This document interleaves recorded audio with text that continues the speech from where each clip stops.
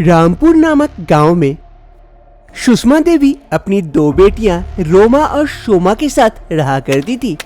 जहां रोमा गोरी और सोमा काली थी। रोमा हमेशा ही अपने मोबाइल में व्यस्त रहती थी और घर का कोई काम नहीं करती थी, लेकिन वही सोमा घर का सारा काम करती थी। माँ ये लो चाय। अरे लाला बेटी ला। अरे रोमा देख, हमेशा मोबाइल में घुसी रहती है। देख, घर का थोड़ा सा काम भी कर लिया कर। ये बेचारी दिन भर कुछ न कुछ करते रहती है और तू तो सिर्फ मोबाइल ही देखती है।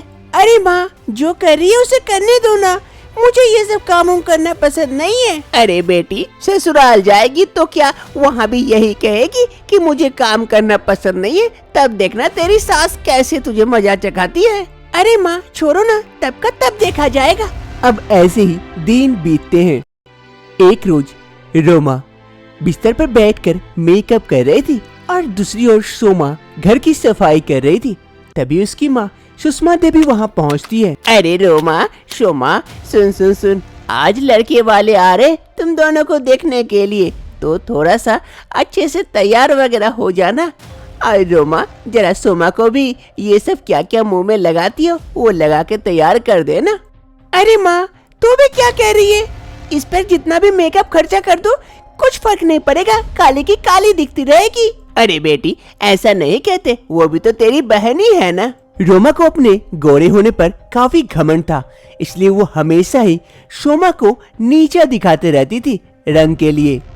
यह है गीता देवी। गीता देवी के दो बेटे रवि और सूरज।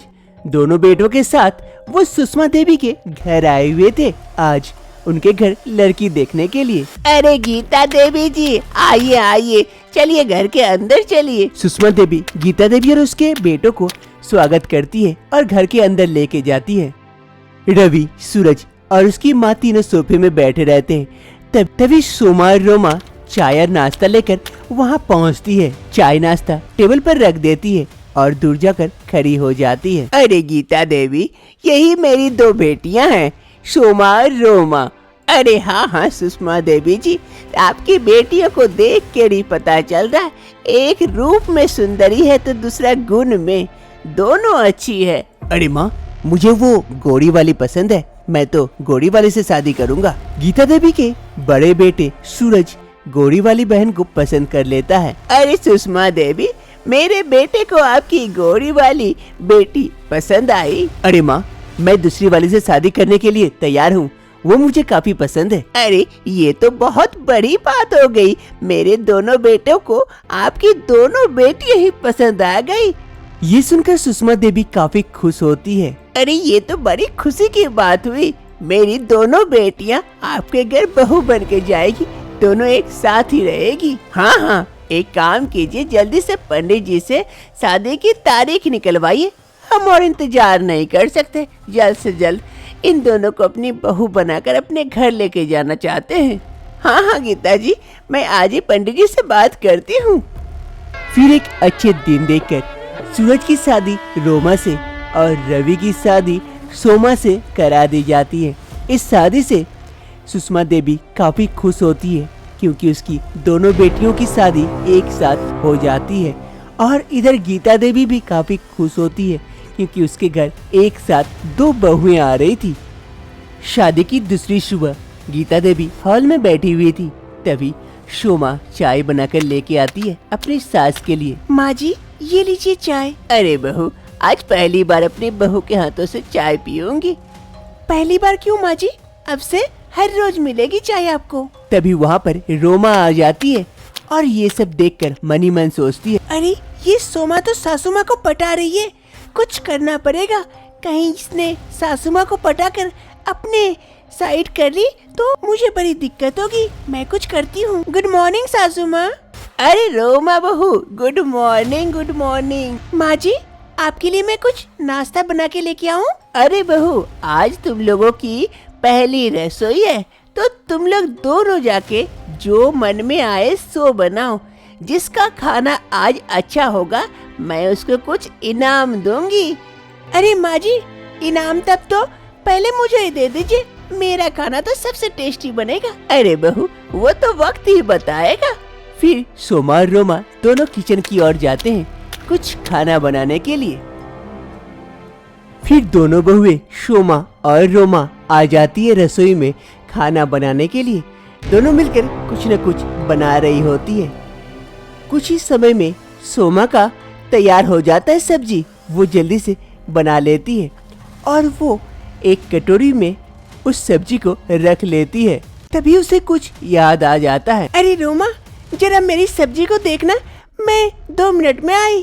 अरे हाँ हाँ, तू जाना, मैं देखती हूँ। फिर सोमा कुछ काम से रसोई से चली जाती है। तभी इधर रोमा सोचती है, अरे सोमा का सब्जी तैयार हो गया और इसका महक भी काफी अच्छी आ रही है, मतलब अच्छा बना है। अगर इसका सब्जी अच्छा बन गया तो सासू माँ इसे इनाम दे देगी। कुछ तो करना पड़ेगा। रोमा सोच सोच क्या कर सकती है। रोमा सोमा से अच्छी सब्जी तो नहीं बना सकती, लेकिन सोमा का सब्जी खराब जरूर कर सकती है। रोमा के दिमाग में यही आइडिया आता है और रोमा कुछ नमक निकालकर उसके सब्जी में मिला देती है। अब काम हो गया, अब तो इनाम मुझे ही मिलेगा। फिर रोमा भी अपनी सब्जी तैयार कर लेती है और वहाँ रख देती है। तभी वहाँ शोभा आती है। अरे रोमा, तेरा हो गया? मेरा तो हो गया। चल चल लेके चलते हैं। 1 मिनट रुक, मुझे कुछ काम याद आ गया, मैं अभी आती हूँ। फिर रोमा वहाँ से चली जाती है। तभी सोमा जल्दी जल्दी करके सब्जियाँ लेने में हाथ से फिसल जाती है और सब्जी नीचे गिर पड़ती है। अरे जा, ये क्या हो गया? मेरी तो सारी सब्जी नीचे गिर गई। अब क्या होगा? अब मैं क्या करूँ? एक ही काम कर सकती हूँ, दोबारा से बनाना पड़ेगा। फिर सोमा उस सब्जी को नीचे साफ कर लेती है और दोबारा से सब्जी बनाती है। जल्दी जल्दी से दोबारा सब्जी बनाकर तैयार कर लेती है। सासू माँ हॉल में इंतजार कर रही थी। तभी उसकी दोनों बहुएं अपने अपने हिसाब से बेस्ट बनाकर लेके आती है सासू माँ के पास। अरे बहुए, आ गए तुम लोग? आओ आओ, बड़ी अच्छी सुगंध आ रही है तुम लोगों के खाने में से। दोनों का अच्छा बना होगा, टेस्टी। लेकिन कौन बेहतर बनाए वही तो टेस्ट करना है। लाओ। पहले सोमा देती है। ये लीजिए माँ जी, इसमें से टेस्ट कीजिए। फिर सास गीता देवी सोमा के खाने में से 1 चम्मच उठाती है और टेस्ट करती है। बड़ा टेस्टी बना है बहू तेरा। मुंह का स्वाद खुल गया। तभी इधर रोमा सोचती है, अरे मैंने तो इसके खाने में नमक मिला दिया था, लेकिन सासू माँ को इसका खाना इतना पसंद कैसे आ सकता है? अरे रोमा बहू, लाला अब तेरा वाला टेस्ट करके देखती हूँ तू कैसा बनाई है। फिर सास रोमा का खाना टेस्ट करती है। जैसे ही खाने करने वाला मुंह में डालती है, उसका मुंह खराब हो जाता है। बड़ा ही गंदा टेस्ट लगता है। बड़ी गंदी बनाई हो बहू। मजा नहीं आया। कुछ नमक ज्यादा है, मीठा ज्यादा है, कुछ संतुलित नहीं है तेरा खाने में। लगता है तुझे सीखना पड़ेगा। अपनी बहन सोमा से कुछ सीख लिया कर बहू। बड़ा अच्छा टेस्टी खाना बनाती है। ला सोमा बहू, एक बार और ले लेती हूँ तेरा खाना मुंह में, तो मेरा मुंह का स्वाद खुल जाएगा। फिर सास गीता देवी सोमा के खाने में से एक निवाला और लेती है। गीता देवी को सोमा बहू का खाना काफी पसंद आता है, इसीलिए सास खुशी होकर अपने हाथों से एक सोने का चूड़ी निकालकर सोमा को देती है। अरे बहू, ये ले, आज का तेरा इनाम। बहुत अच्छा खाना बनाई हो, ऐसे ही बनाते रहना। फिर सास गीता देवी और सोमा वहाँ से चली जाती है और इधर रोमा सोचती है, अरे सोमा का खाना खराब क्यों नहीं हुआ? मैंने तो नमक मिलाई थी, तब भी सासू माँ को इतना पसंद आया। आखिर ये जादू हुआ कैसे? कुलदीप और रीमा की शादी हो जाती है। रीमा की एक छोटी बहन थी, लेकिन वो देखने में काली थी। दोनों के घर वाले इस शादी से काफी खुश थे। शादी की दूसरी सुबह सास रेखा देवी और कुलदीप दोनों हॉल में बैठे हुए थे। तभी वहाँ पर रीमा आती है चाय लेकर। माँ जी, ये लीजिए चाय। कुलदीप जी, ये लीजिए चाय। दोनों को चाय देने के बाद रीमा वहाँ से जा रही होती है। तभी उसकी सास कहती है, अरे बहू, तुम भी अपना चाय लेके यहाँ क्यों नहीं आ गई? साथ में ही सभी कोई चाय पीते। अरे हाँ हाँ रीमा, तुम भी लेके आ जाती, साथ में ही पी लेते। ठीक है, लेके आ जाती हूँ। फिर रीमा जाती है और अपना चाय भी लेके यहाँ आ जाती है और सभी के साथ बैठकर चाय पीती है। रीमा की आज पहली रसोई थी। वो किचन में खाना बना रही थी। तभी उसकी सास किचन पहुंचती है। अरे रीमा बहू क्या बना रही हो? अरे अभी अभी तुम्हारी शादी हुई है, मेहंदी का रंग तक नहीं उतरा और तुम किचन आ गई। अरे माँ जी, तो क्या हुआ? मेहंदी का रंग नहीं उतरा तो दूसरे के घर थोड़े ना बना रही हूँ, अपने घर बना रही हूँ, अपनों के लिए खाना। अरे वाह वाह, तुम बात तो बड़ी अच्छी करती हो, मैं तुम्हारी मदद कर देती हूँ। अरे नहीं माँ जी, आप जाके बैठिए, मैं बना के लेके आती हूँ। अरे बहू, इतना सब कुछ करने की क्या आवश्यकता है? वैसे भी अगर खाना बनाने नहीं दोगी तो कम से कम यहाँ रहने तो दो, कम से कम ये तो बता पाऊँ कि कौन सा सामान कहाँ है। तुम ही बनाओ खाना। अच्छा ठीक है माँ जी, आप यहीं रुकिए। रीमा और उसकी सास रेखा देवी में काफी अच्छी पड़ती है। रेखा देवी अपनी बहू रीमा को बहुत पसंद करती है। अब ऐसे ही दिन बीतने लगते हैं। रीमा अपने पति कुलदीप और रेखा देवी के लिए खूब सारा पकवान बनाती है। इससे उसकी सास और उसके पति काफी खुश रहते हैं। अरे माँ जी, खाइए खाइए, जल्दी खाइए, और भी बहुत कुछ है। अरे बस बस बहू, और कितना बनाओगी? और इतना सारा खाना बना दी। लेकिन माँ, खाना बहुत टेस्टी बनाती है रीमा। हाँ बेटा, ये बात तो है, बहू के हाथ में जादू है। पति और सास के मुंह से तारीफ सुनकर रीमा भी काफी खुश होती है। ऐसे धीरे धीरे वक्त बीतता है। 1 साल बीत जाते हैं। एक रोज रीमा अपने कमरे में बैठी हुई थी, तभी उसकी सास वहाँ पहुँचती है। अरे रीमा बहू, क्या कर रही हो? अरे माँ जी, आइए आइए, बस यूं ही बैठी हुई थी। अरे रीमा बहू, तुमसे एक जरूरी बात करनी थी। हाँ माँ जी, कहिए, क्या बात है? अरे रीमा बहू, शादी को तुम्हारे काफी दिन हो गए, अभी तक कोई खुशखबरी नहीं दे रही हो, क्या बात है? कोई दिक्कत है क्या? नहीं माँ जी, ऐसी तो कोई दिक्कत नहीं है, लेकिन देखो बहू, मैं सीधा सीधा कहती हूँ, मुझे इस साल कोई पोता पोती की खुशखबरी चाहिए। लेकिन माँ जी, ये तो मेरे हाथ में नहीं है, तो मैं कैसे? अरे बहू, हम भी माँ बने हैं, किसके हाथ में है किसके हाथ में नहीं है ये सबको पता है। अब मुझे नहीं पता, तुम जैसे भी हो करके इस साल मुझे खुशखबरी देना, वरना मुझे कुछ करना पड़ेगा। फिर बाद में मत कहना कि सासू माँ ऐसे कर दी मेरे साथ। अरे माँ जी, ये क्या कह रहे हैं आप? हाँ बहू, मैं जो कहती हूँ सीधा सीधा कहती हूँ, भले सामने वाले को अच्छा लगे या बुरा लगे।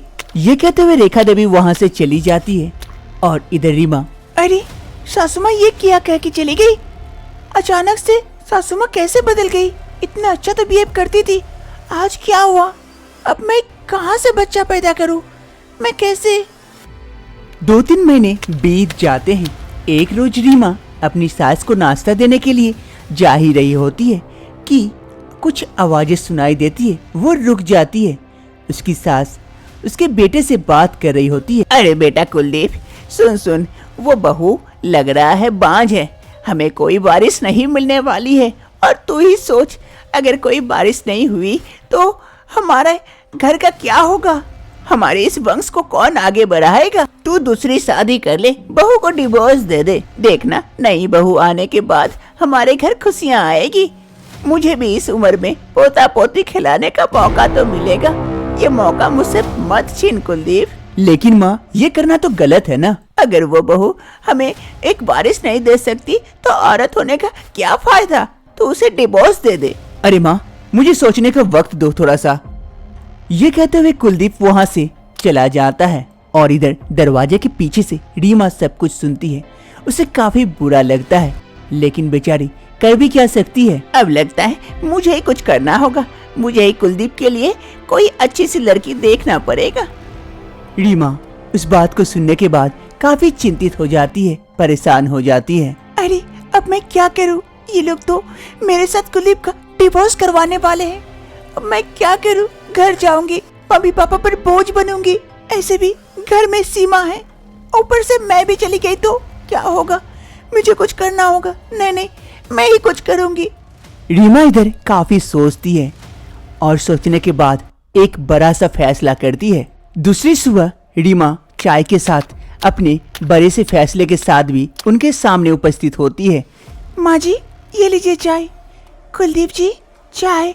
माँ जी, कुलदीप जी, मैं आप लोगों को कुछ कहना चाहती हूँ। हाँ कहो, क्या कहना चाहती हो? एक बच्चा तो दे नहीं सकती हो और कहने आ गई। माँ जी, उसी बारे में कहना चाहती हूँ। मुझसे शायद कुलदीप जी के साथ मेरा बच्चा नहीं हो रहा है। शायद मैं बाज हूँ, लेकिन मुझे यूं ही डिवोर्स देके अपने घर न भेज दीजिए। तो फिर क्या करूँ? माँ जी, कुलदीप जी की शादी मेरी बहन सीमा से करवा दीजिए। तब तो कुलदीप जी को भी बच्चा हो जाएगा और मैं भी यहाँ रह जाऊंगी अपनी बहन के साथ, अपनी बहन की सौतन बनकर। कम से कम अपने माँ बाप पर बोझ तो नहीं बनूंगी। इतना कर दीजिए माँ जी, आपको भी आपका वंशज मिल जाएगा, पोता पोती जो भी हो। लेकिन रीमा, तुम अपनी बहन के साथ, लेकिन कैसे? मैं एडजस्ट कर लूंगी कुलदीप जी, चिंता ना करे। लेकिन तुम्हारी बहन मानेगी ये शादी के लिए? मैं मना लूंगी माँ जी। रीमा की बातें कुलदीप और उसकी माँ रेखा देवी दोनों मान जाते हैं। दूसरे रोज ही रीमा अपने घर पहुंच जाती है और अपनी माँ और बहन सीमा को सारी बातें बताती है। लेकिन दीदी, मैं कैसे जीजू के साथ? हाँ हाँ बेटी, ये कैसे? और तू इतना बड़ा कुर्बानी दे रही है, अपने ही बहन को सौतन बना के अपने घर लेके जा रही है। अरे माँ, कोई बात नहीं है, मैं इतना तो कर सकती हूँ। आप मेरी जगह पर आके भी देखो ना। और वैसे भी सीमा मेरी बहन है, कल सौतन बनेगी, कोई दिक्कत नहीं है, मैं इसके साथ एडजस्ट कर सकती हूँ। लेकिन किसी और को कैसे माँ? सच में बेटी, किसी ने कहा था औरत में बहुत शक्ति होती है सहने की, आज देख भी ली। रीमा अपने घर वालों को मना लेती है कुलदीप के साथ उसकी बहन की शादी देने के लिए। फिर रीमा अपने पति कुलदीप की शादी अपनी बहन सीमा के साथ करवा देती है। इससे रीमा की सास काफी खुश होती है। शादी के बाद दोनों बहन अब एक साथ रहती थी, लेकिन सौतन जैसा नहीं, एक बहन जैसा ही दोनों में काफी तालमेल बैठता था। दोनों एक दूसरे को समझते थे। अरे सीमा, जा ये नाश्ता कुलदीप जी को दे के आ, तब तक मैं बाकी बनाती हूँ। ठीक है दी, मैं दे के आती हूँ। दोनों बहन इस घर में एक दूसरे के साथ मिलजुल कर रहती थी। धीरे धीरे वक्त बीतने के साथ साथ सीमा एक बच्चे को जन्म देती है। इससे उसकी सास काफी खुश होती है। अरे बहू, लाओ लाओ मेरे पोते को मुझे दो, मैं खिलाती हूँ। ले ले ले ले ले ले मेरा बच्चा, लू लू लू लू लू, ले ले ले ले ले ले ले। सास काफी खुश थी पोते के होने से, और उस बच्चे का भी सौभाग्य था कि उसे दो माओं का प्यार मिलेगा। रीमा भी उस बच्चे से खूब प्यार करती, अपने बच्चे जैसा ही मानती थी। फिर सभी कोई इस घर में अब खुशी खुशी रहने लगते हैं।